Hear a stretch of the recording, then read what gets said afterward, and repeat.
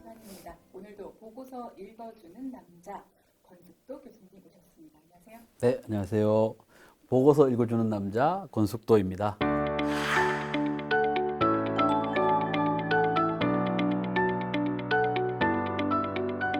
오늘은 북한 주민들의 정치, 경제, 사회 분야에서 인식의 변화들이 어떻게 나타나고 있는지에 대해서 좀 알아보려고 합니다.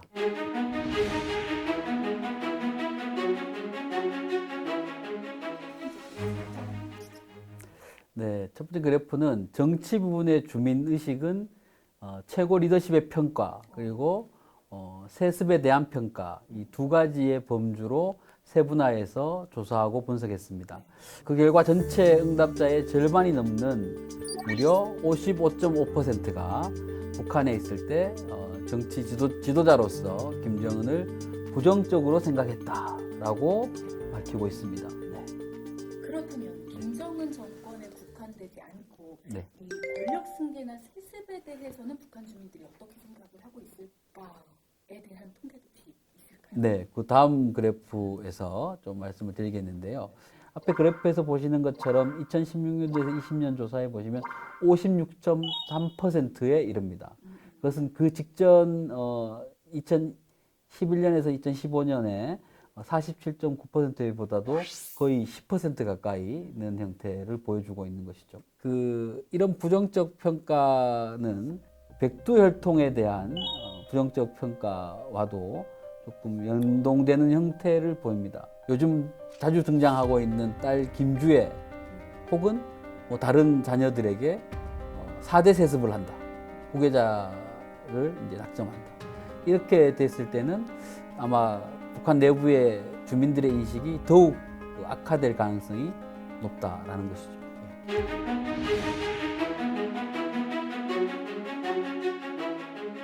먼저 시장의 필요성을 보여주는 그래프입니다. 시장이 없으면 생활이 안 된다 라고 응답한 비율이 전체적으로 보더라도 90.7%. 장사를 해야 돈을 벌 수 있다라는 인식 역시 높은 것으로 조사가 되었는데요. 그런데 여기에서 한 가지 재미있는 결과를 볼 수가 있습니다. 앞에 그래프에 보시면 대다수가 시장이 필수적이다라고 응답을 했습니다.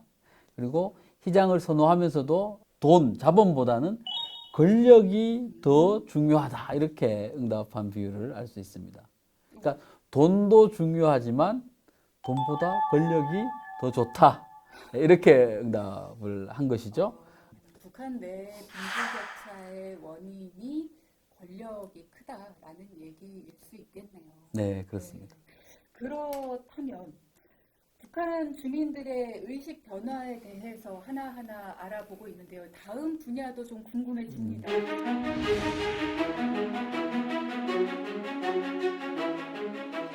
보고서를 보면서 굉장히 눈에 띄었던 게 이 부분이거든요. 그래프 잠깐 보여주시면 북한 거주 당시에 외국 영상물을 시청한 여부에 대한 그래프거든요. 사실 2000년 이전 탈북자들의 응답자들 중에서는 겨우 8.4% 정도에 불과합니다. 외부 영상물을 시청했다는 응답이. 그런데 2016년에서 2020년에 오면 무려 83.3%가 됩니다. 그다음에 이런 영상물을 이제 정보를 취득하게 되는 경로도 굉장히 다양해지고 있고, 그래서 그렇기 때문에 당국이 단속하는데도 어느 정도 한계점을 보이고 있는 것이 아니냐 이렇게 평가하고 있습니다.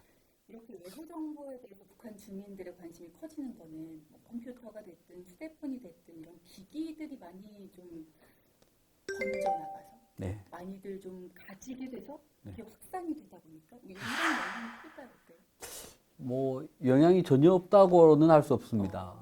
그렇지만 직접적으로 영향을 미친다라고 보기에는 좀 어려운 점이 있습니다. 왜냐하면 북한에 휴대폰이 많이 공급이 되어 있고 또 컴퓨터가 많이 보급되어 있지만 인터넷망을 사용할 수가 없습니다.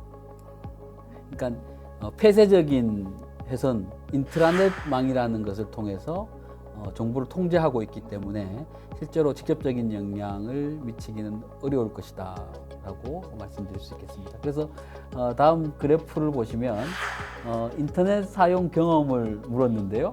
98.7% 경험이 없다라는 겁니다. 네. 휴대전화도 마찬가지입니다. 네. 인터넷 기능을 사용할 수 없기 때문에 90% 이상이 불가능합니다.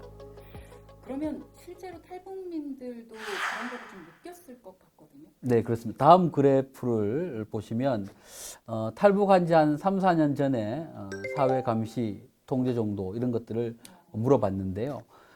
김정은 집권 이전 탈북민들은 한 50.7% 정도가 강화되었다 이렇게 답했습니다.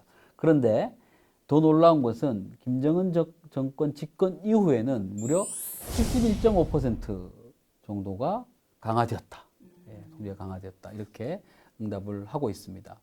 뿐만 아니라 거주지, 내가 살고 있는 곳, 거주지에서의 감시라든지 그다음에 가택수색, 예, 한 번도 경험해보지 못한 가택수색 이런 것에 대한 경험도 계속해서 늘어나고 있는 것으로 나타나고 있습니다.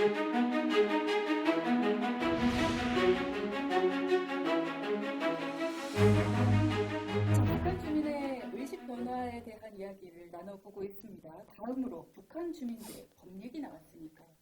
지에 대한 인식을 한번 알아볼까요? 결과부터 말씀드리자면 법치에 대해서 굉장히 부정적인 인식을 가지고 있다 이렇게 말씀드릴 수 있습니다. 전체적으로 보면 한 50% 정도의 비율을 보이지만 2012년 이후 탈북한 탈북민들에 대해서는 무려 54% 정도의 응답이 있고요.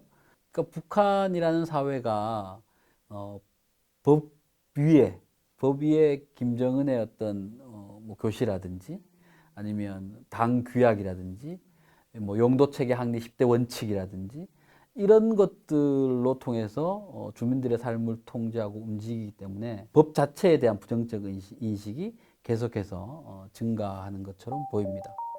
2023년 1월에 만들어진 평양문화보호법 같은 경우는 한국 말투를 차단하기 위해서 만들어진 법률입니다. 그래서 한국 말투를 괴뢰말 이렇게 사용합니다. 그리고 괴뢰말을 쓰기 시작하면, 즉 한국말을 쓰기 시작하면 최고 사형에까지 이를 수 있도록 명문화하고 있습니다. 그래서 개인의 언어 습관, 말투까지도 처벌의 대상으로 삼는 그런 경우입니다. 이것은 전 세계 어디에서도 볼 수 없는 이야기고 인권적 측면에서 보더라도 반인권적인 요소이다 이렇게 말씀드릴 수 있겠습니다. 왜 68.8%까지 부정적인 인식이 나왔는지를 좀 알 수가 있을 것 같아요. 네. 정권의 부패가 사람들 인식에 들어가게 된 어떤 계기도 있을 것 같거든요. 이 그래프를 보시면 가구의 월 수입 중에서 한 30% 정도를 수탈당했다. 이런 응답이 있습니다. 주는 건 없는데 가져가는 게 너무 많네요. 전체 응답을 보시면 무려 37.1%에 달합니다. 이런 상황이라면 이제 북한 사회 내에서도 주민들이 개인을 희생하겠다라는 그런 마음도 점차 사라지지 않을까라는 생각이 들어요. 네, 그런 측면이 분명히 있습니다. 그래서 조사 결과를 보면 북한 주민들의 개인주의 성향이 굉장히 강해지고 있다라고 말씀드릴 수 있고 앞에 보시는 그래프처럼 개인의 일이 직장의 일보다 더 중요하다라는 문항에 대해서 전체 응답자의 53%가 그렇다라고 답했고 또 정권을 위해서 희생하기보다는 개인사가 더 중요하다라고 응답한 비율도 점점 높아지고 있는 현상을 보이고 있습니다. 자, 지금까지 북한의 경제 그리고 또 북한 주민들의 생활상과 북한의 인식 변화, 북한 주민들의 인식 변화까지도 알아봤는데요. 네. 자, 우리 3시간 동안 이렇게 3번에 걸쳐서 네. 함께 해봤는데요. 어떠셨습니까? 네, 북한 경제사회 실태 인식 보고서에 담긴 내용은 사실은 굉장히 중요한 의미를 가지고 있습니다. 그래서 이 전반적인 내용이 통일부 홈페이지에 다 탑재되어 있습니다. 그래서 통일부 홈페이지에 오셔서 북한 경제사회 실태 인식 보고서를 찾으시면 그것을 다 다운로드 받으실 수 있게 되어 있으니까요. 한번 꼭 읽어보시기를 권해드리겠습니다. 네.